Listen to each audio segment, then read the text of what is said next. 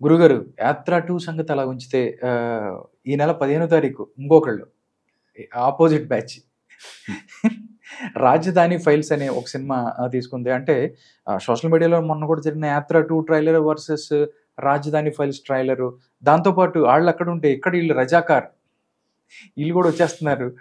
MP elections ఉన్నాయి తెలంగాణలో. అంటే నార్మల్‌గా ఎలక్షన్స్ ఉన్నాయి అనగానే పార్టీలని టార్గెట్ చేస్తూ లేకపోతే ఇలాంటి పొలిటికల్ మూవీస్ వస్తున్నాయి. అంటే ఈ యొక్క ప్రేక్షకుల చేత ఓటు వేయించేదాకా ఈ సినిమాలు ఉంటాయా? ఎళ్తాయా? లేకపోతే జస్ట్ ఒక మూడ్‌ని క్రియేట్ చేయడం వరకు వాళ్ళ పనా? దీని గురించి ఏం చెప్తారు సార్? అంటే ఓటర్లు మూడ్ క్రియేట్ చేయటం ఒక డిస్కషన్. హ్మ్. ఒక డిస్కషన్ నడుస్తుంటే లైవ్‌గా ఉంటాడు. హ్మ్. పాలిటిక్స్‌తో లైవ్‌గా ఉంచటం. ఉంచి వీళ్ళ అభిప్రాయాలు పంప్ చేయటం ద్వారా ఎంతో కొంత ప్రభావానికి గురవుతాడు ప్రేక్షకుడు అనేది వాళ్ళ నమ్మకం. హ్మ్. దాంతో ఆ డిస్కషన్‌లో నుంచి పోలింగ్ బూత్‌లోకి వెళ్ళినప్పుడు నిర్ణయం ఏవైనా మారుతుందా అనేది ఒక ఆలోచన. హ్మ్. అది ఎంతవరకు ఉంటుందో అలా జరిగిన సందర్భాలు కొన్ని ఉన్నాయి గతంలో. హ్మ్. కానీ ఒక సినిమా బ్యాలెట్‌ని మార్చే లెవెల్‌లో ప్రభావితం చేస్తుందా అనేది అది చూడాలి. అంటే గతంలో ఇప్పుడు మనం పాత ఎన్నికలకు వెళ్తే 'యాత్ర' హిట్ అయింది. అవును. ఆ టైంలో 'మహానాయకుడు', 'కథానాయకుడు' అని బాలకృష్ణ గారు తీసిన 2 సినిమాలు డిజాస్టర్ అయినాయి. హ్మ్. అదే రిజల్ట్ మనకి ఎన్నికల ఫలితాల్లో కూడా కనిపించిందిగా. అవును.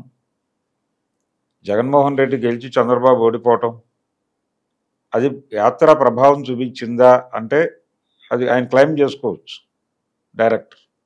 కానీ అది మాత్రమే కాదు, ఇంకా చాలా ఫ్యాక్టర్లు వచ్చినాయి. హ్మ్. అన్ని ఫ్యాక్టర్ల మూలంగా వెళ్ళిపోయింది తప్ప ఈ సినిమా వేసిన ముద్ర కాదు అది. హ్మ్. ఇది వాస్తవం. కాబట్టి ఏదో మేరకు జనంలో ఒక మూడ్ క్రియేట్ చేయటం మాత్రం ఒక మేరకు విజయం సాధిస్తారు. హ్మ్. ఇప్పుడు 'కాశ్మీర్ ఫైల్స్', 'కేరళ స్టోరీలు' ఇవన్నీ హిందుత్వాన్ని ప్రమోట్ చేయడం కోసం తీసిన సినిమాలే. ఇస్లాం మీద ఒక భయం కలిగించడం అనేది టార్గెట్గా చేశారు వాళ్ళు. ఇందాక మనం మాట్లాడుకుంటున్నట్టుగా 'యానిమల్' సినిమాలో కూడా అదే నడిచింది. హ్మ్. ఇదే పద్ధతి ఎక్కడైనా జరుగుతుంది. ఇప్పుడు ఏపీ రాజకీయాల మీద వరుసగా సినిమాలు వస్తున్నాయి. అవును. అంతకుముందు ఒకటి కూడా లేదు. ఇప్పుడు అంటే దాదాపు నెల రోజుల్లో హ్మ్. 4 సినిమాలు రెడీగా ఉన్నాయి.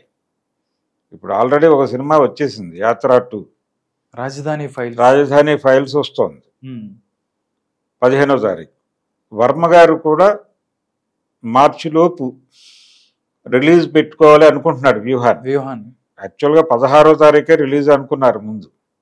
'రాజధాని ఫైల్స్' విడుదలైన మర్నాడే రిలీజ్ అనుకున్నారు, కానీ టెక్నికల్ ప్రాబ్లమ్స్ ఏవో అడ్డొచ్చి ఆయన కొంచెం టైం తీసుకుని మార్చిలో అయినా రిలీజ్ చేయాలి అనుకుంటున్నాడు. దీంతో పాటు 'శబదం' ఆల్రెడీ షూట్ అయి ఉంది, ఎడిటింగ్ నడుస్తోంది. ఓకే. ఎప్పుడైతే వ్యూహం వచ్చేసిందో దాన్ని కూడా లైన్లో పెట్టేస్తాడు ఆయన. కాబట్టి వరుసగా నాలుగు ఏపీ రాజకీయాల మీద వస్తున్న సినిమాలు, అందులో ఒకటి మాత్రమే టీడీపీ వైపు అంటున్నారు, కానీ అది టీడీపీ జగన్మోహన్ రెడ్డిని టార్గెట్ చేస్తూ తీసారి సినిమా అనేది ట్రైలర్ లో మనకు అర్థం అవుతుంది. అవునండి, ఆయన పబ్జీ ఆడుకోవటం కానీ కొడాలి నాని లాంటి కొన్ని క్యారెక్టర్స్ కూడా అసెంబ్లీలో మాట్లాడుతున్నాయి కూడా ఉన్నాయి కదా సార్. కొడాలి నాని క్యారెక్టరు ఇవన్నీ ఉన్నాయి. గుడివాడ క్యాసినో అంటున్నారు, ఐటమ్ సాంగ్ పెట్టారు. ఈ గొడవ అంతా ఉంది దానిలో. కాకపోతే మేము తెలుగుదేశం కాదు అని చెప్తున్నారు.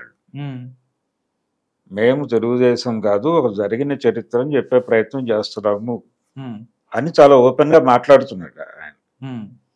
ఎవరైతే ప్రొడ్యూసర్ ఉన్నారో ఆ సినిమాకి ఆయన కూడా సోషల్ మీడియాలోనే ఉన్నాడు. ఆయన మాట్లాడుతున్నది అయితే అదే.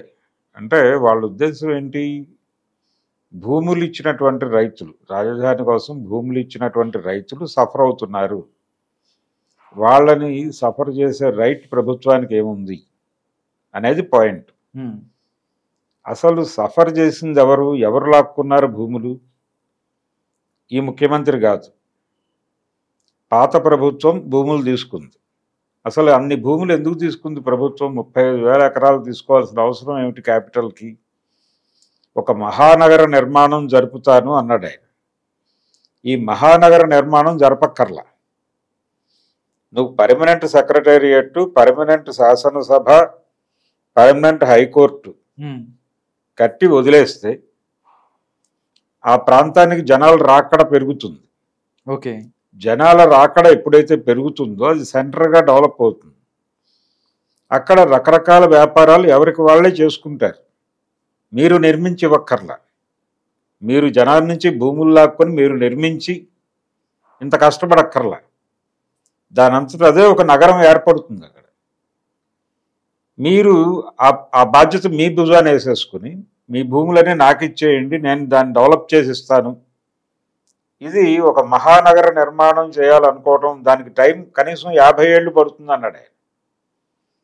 35 నుంచి 50 ఏళ్ళు పడుతుందని చంద్రబాబు నాయుడు గారు అన్న మాటే. అంటే ఏమిటి, 50 ఏళ్ల పాటు మమ్మల్ని ఎన్నుకోవాలి మీరేం చెప్పడం. అది ఒక రకమైన బ్లాక్మెయిలింగ్. ఆ ఎన్నికల్లో కూడా ఆయన చేసిన పని అదే.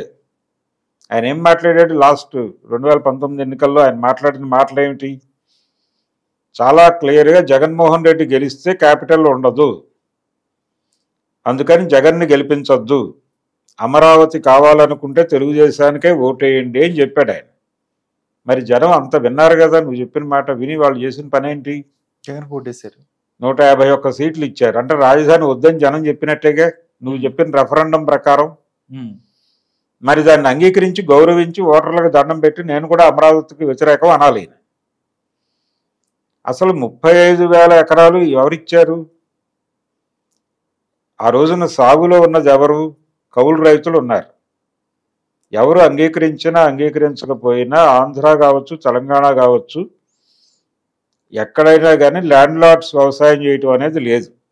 కౌలుకి ఇచ్చేసుకుంటారు. కౌలు రైతులే ప్రధానంగా వ్యవసాయం చేస్తున్నారు. గతంలో ల్యాండ్ లార్డ్స్ అగ్రికల్చర్ చేయటం అనేది ఉంది, లేదని నేను అంటలా. ఇప్పటికీ అరాకొరా ఉన్నారు తప్ప ఎక్కువ మొత్తం కౌంట్ లేదు. మెజారిటీ కౌలు రైతులే కౌలు తీసుకుని టౌన్స్ లో ఉంటున్నారు. వీళ్ళు ల్యాండ్ లార్డ్స్ అందరూ ఎవరైతే రైతులు అని చెప్తున్నారో భూ యజమానులు, వాళ్ళు టౌన్స్ లో సిటీస్ లో సెటిల్ అయి ఉంటున్నారు. అమెరికా కూడా వెళ్ళిపోయి ఉంటున్నారు. అక్కడ ఉండట్లా. అక్కడ ఉండనటువంటి వాళ్ళు కౌలు రైతులు కౌలు ఇవ్వటం కన్నా కూడా ప్రభుత్వం తీసుకుంటే అకౌంట్లో డబ్బులు పడిపోతాయన్న భరోసాతో కదా మీ పిలుపుని ఆదరించి కౌలు రైతులు ఆ రోజున నిరసన ఉద్యమాలు చేశారు. ఈ ల్యాండ్ పూలింగ్కి వ్యతిరేకంగా ఆందోళనలు జరిగినాయి. వాళ్ళని ఓదార్చడానికి పవన్ కళ్యాణ్ కూడా వెళ్ళాడు అక్కడికి. ఎవరు ఆ రోజున ఆందోళన చేసిన వాళ్ళలో ఈ రైతులు లేరు. ఆ రోజున గొడవ చేసిన వాళ్ళలో మెజారిటీ కౌలు రైతులు. ఇప్పుడు గొడవ చేస్తున్న వాళ్ళందరూ ల్యాండ్ లార్డ్స్ ప్రధానంగా. ఇప్పుడు కూడా వాళ్ళల్లో కొంతమంది వీళ్ళు కలిసి గొడవ చేస్తున్నారు. అంటే ఏదో పద్ధతిలో ఆ భూములు వెనక్కి వచ్చేస్తే మళ్ళీ సాగు మొదలవుతుంది కదా అనే ఆశ కొంతమందికి ఉంది అక్కడ. పర్టికులర్గా ఆ ఏరియాలో ఉన్నటువంటి దళిత శక్తులు ఆ పని చేస్తున్నాయి. ఆ ఉద్యమంలో అవి పాల్గొనడం వెనకాల ప్రోగ్రాం అదే.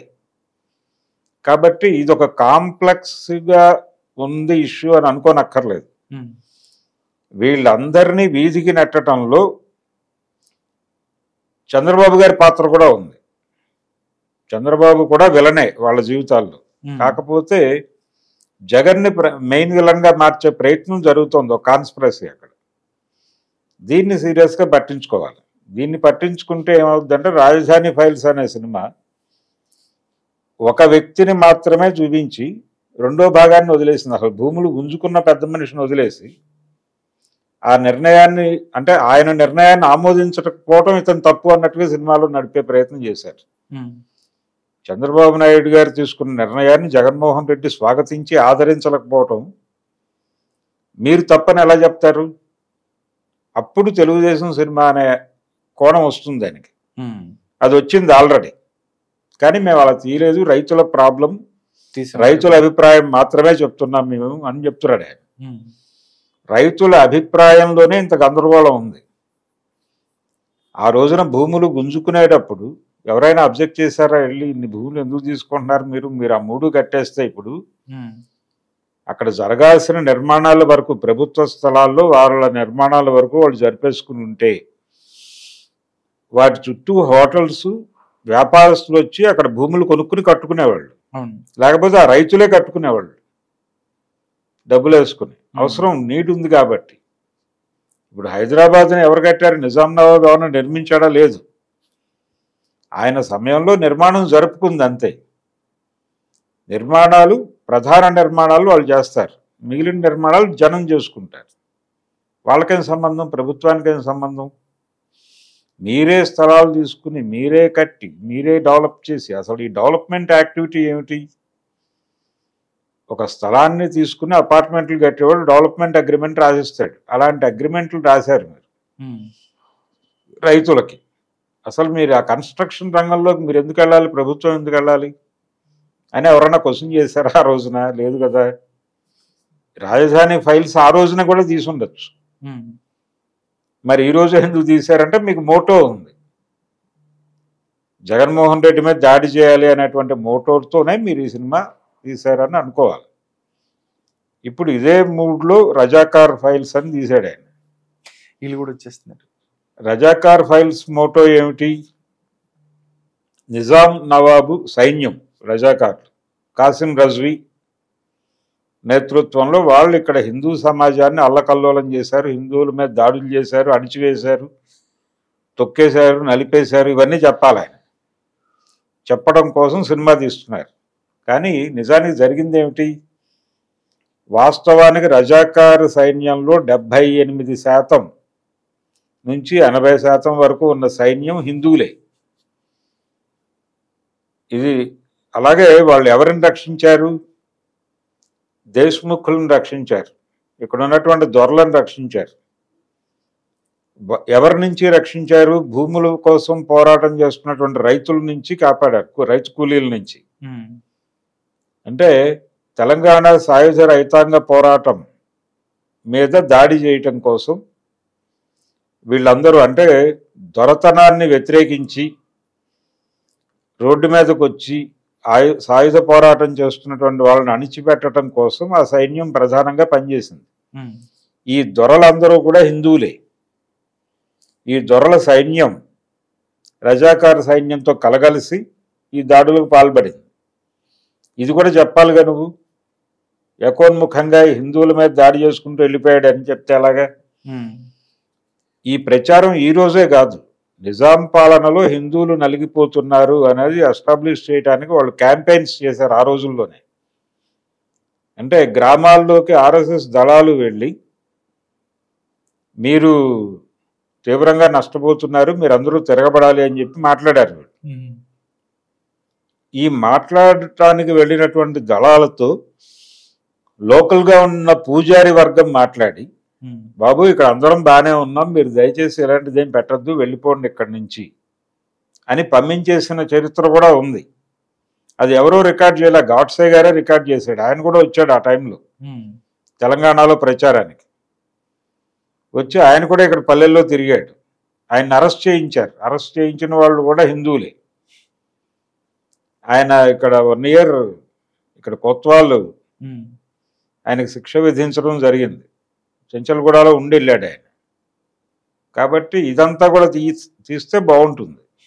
రజాకార్ ఫైల్స్ పెట్టి కేవలం అదేదో ముస్లింలు హిందువుల మీద దాడి చేశారు అనే మోటోని పంపు చేయడం ద్వారా బీజేపీకి 4 ఓట్లు పడేలా చేయటం కోసం ఆ ప్రయత్నం ఆయన చేస్తున్నాడు. ఇది ఎంపీ ఎలక్షన్స్ టార్గెట్ ఇక్కడ తెలంగాణ. అక్కడేమో 4 సినిమాలు రెడీ అవుతున్నాయి. 4 సినిమాల్లో ఒకటి మాత్రమే, అంటే 3 ప్రధానంగా ప్రభుత్వ ఆర్గ్యుమెంట్ మోసే.